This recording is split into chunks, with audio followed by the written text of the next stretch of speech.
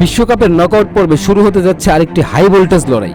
একদিকে 5 বারের বিশ্ব চ্যাম্পিয়ন ব্রাজিল, অন্যদিকে ডিসিপ্লিন আর দ্রুতগতির ফুটবলের জন্য পরিচিত জাপান। কাগজে কলমে এগিয়ে ব্রাজিল, কিন্তু বিশ্বকাপের মঞ্চে হিসাব সবসময় একই থাকে না। তাই এই ম্যাচ নিয়ে ফুটবল প্রেমীদের উত্তেজনা এখন তুঙ্গে। গ্রুপ পর্বে দুর্দান্ত পারফরমেন্স করে নিজেদের গ্রুপের চ্যাম্পিয়ন হয়েছে ব্রাজিল। অন্যদিকে নিজেদের গ্রুপ থেকে রানার্স আপ হয়ে নকআউট পর্বে জায়গা করে নিয়েছে জাপান। বিশ্বকাপের নিয়ম অনুযায়ী শেষ 32-এ মুখোমুখি হচ্ছে এই দুই দল। শক্তির বিচারে ব্রাজিলকে এগিয়ে রাখাই যায়। বর্তমান বিশ্ব র্যাঙ্কিংয়েও ব্রাজিল অনেকটাই এগিয়ে।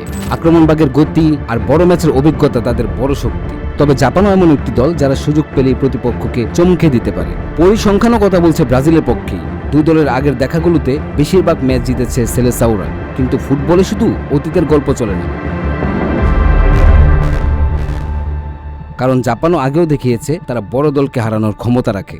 অপটা সুপার কম্পিউটারে 25,000 সিমুলেশনে দেখা গেছে নির্ধারিত 90 মিনিটে ব্রাজিলের জয়ের সম্ভাবনা 57.7%, অন্যদিকে জাপানের জয়ের সম্ভাবনা 18%, আর ম্যাচ অতিরিক্ত সময় গড়ানোর সম্ভাবনা 24.3%।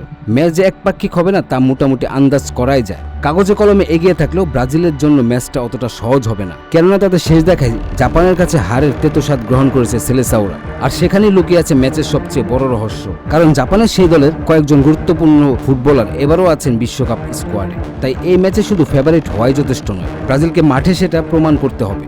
আর জাপানও চাইবে আবারও ইতিহাস গড়তে। শেষ পর্যন্ত কার মুখে থাকবে হাসি সেটা জানার জন্য অপেক্ষা করতে হবে শেষ বাঁশি পর্যন্ত। ম্যাচটি শুরু হবে আজ রাত 11টায়।